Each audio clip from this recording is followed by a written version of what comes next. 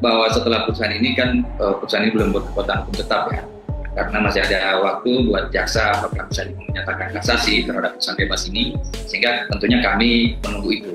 Nah, terkait dengan langkah-langkah hukum ke depan seperti apa, kami memastikan dulu putusan ini seperti apa, apakah masih ada upaya hukum atau tidak, kan seperti itu.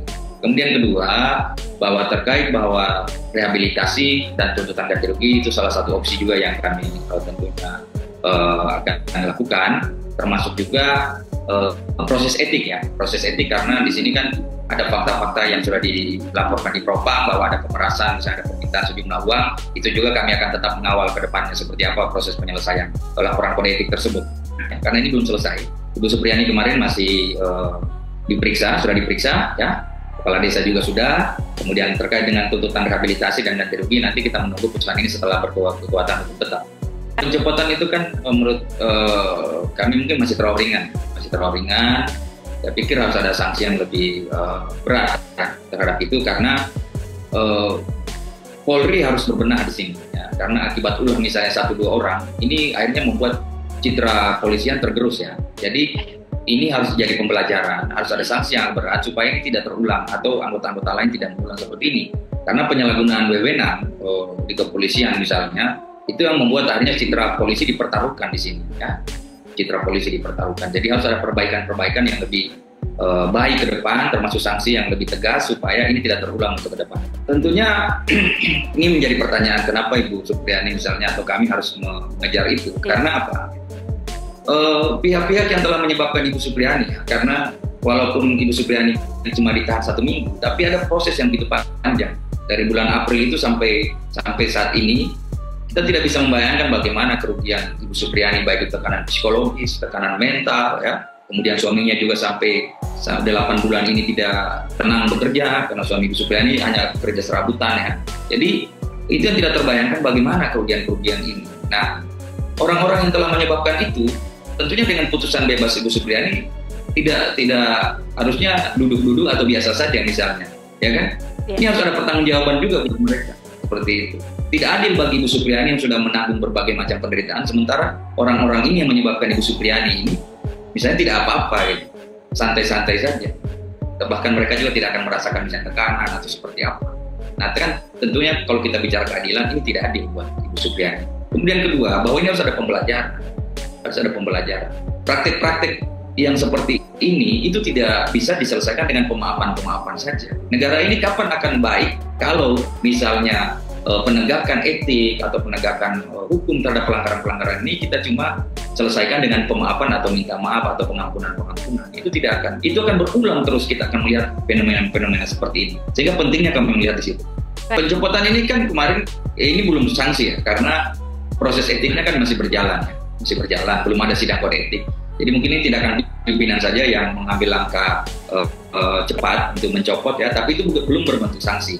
Nah, kami ingin ada sanksi yang lebih berat misalnya ya. Nah, nanti kami serahkan ke kepolisian memformulasikan seperti apa sanksi yang bisa lebih berat dan juga membuat pelajaran ya, atau membuat supaya ini bisa menjadi efek jerah nanti ke depan bagi aparat-aparat supaya tidak melakukan tindakan-tindakan ini.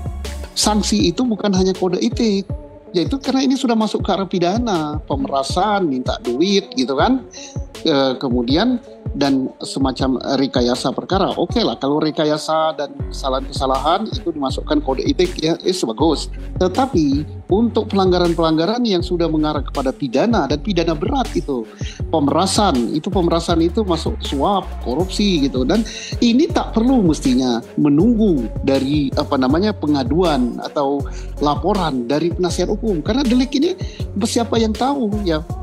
Dari Polri sudah turun ke lapangan, bagus, kita sambut bagus ya, itu Propam sudah turun ke lapangan, sudah mengetahui ada yang nggak benar, dicopot, okay, itu pelanggaran kode etik, tapi pelanggaran pidananya belum. Nah, pelanggaran pidana jauh lebih berat daripada pelanggaran kode etik.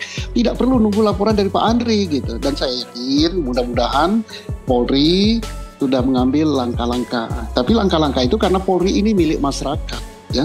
Jangan tertutup, publikasi aja kepada masyarakat bahwa kami telah lakukan ini.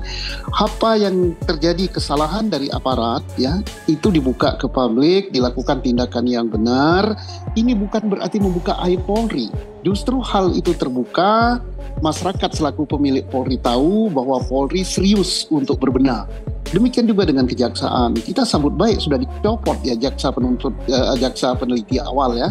Tetapi kita tidak tahu tindakan lebih lanjutnya apa gitu. Nah, silakan. Zaman sekarang terbuka, aparat ini bukan miliknya aparat, tapi mereka itu adalah milik daripada bangsa Indonesia. Baik. Saya sepakat tadi dengan Pak Susno bahwa terkait dengan pelanggaran etik ya, itu Polri harusnya terbuka karena pencopotan yang kemarin dilakukan itu kan belum dilakukan dalam rangka sanksi etik ya, karena proses etiknya kan masih berproses ya, dan ini yang perlu ke depan kami butuh supaya ini transparansi, supaya kami tahu sanksinya berupa apa gitu.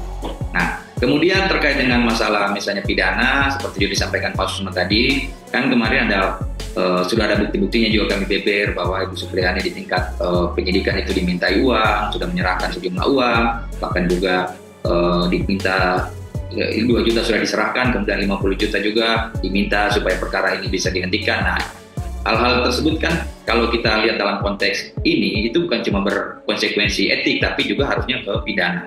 Dan itu saya pikir kami juga akan mendorong nanti setelah putusan ini ingkrah ya, kami harapkan bisa ingkrah dan kami bisa segera memulai proses ini.